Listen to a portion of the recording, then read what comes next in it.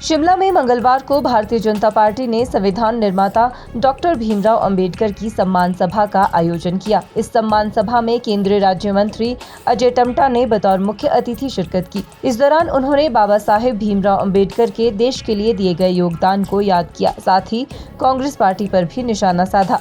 अजय टम्टा ने कहा कि कांग्रेस पार्टी ने बाबा साहेब के नाम को मिटाने की कोशिश की। उन्हें वे सम्मान नहीं दिया गया जिसके वे हकदार थे।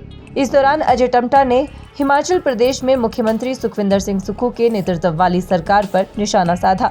टम्टा ने कहा कि केंद्र सरकार हिमाचल का भरपूर सहयोग करना चाहती है, लेकिन राज्य की एजेंसियां हिमाचल का सहयोग नहीं कर रही है।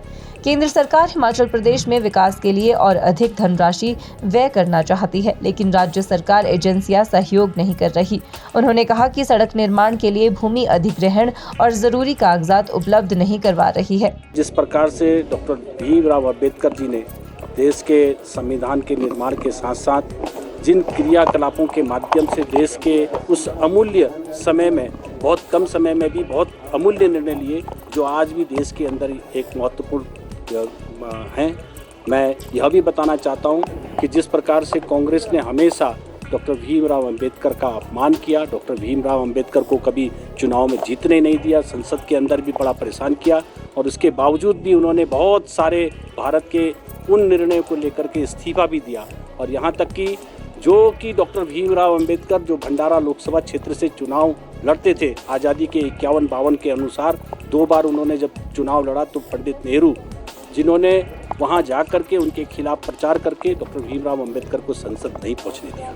ये हमको समझने की ज़रूरत है। उस संविधान को लेकर के जो कांग्रेस जा करके घुमा रही, जगह जगह ले जा रही है, जो हम सबका पवित्र ग्रंथ है, उस पवित्र ग्रंथ का अपमान कर रही है, और इसलिए एक पूरे देश के अंदर नैरेटिव फैलाने का काम कांग्रेस कर रही है। उसके कारण से आज पूरे समाज के अंदर एक बड़ा गुस्सा है, और उस गुस्से को हम देख रहे हैं कि डॉक्टर भीमराव अंबेडकर के उस संविधान को और उस डॉक्टर अंबेडकर के जिसको सम्मान देना चाहिए था, उनको सम्मान कभी नहीं दिया।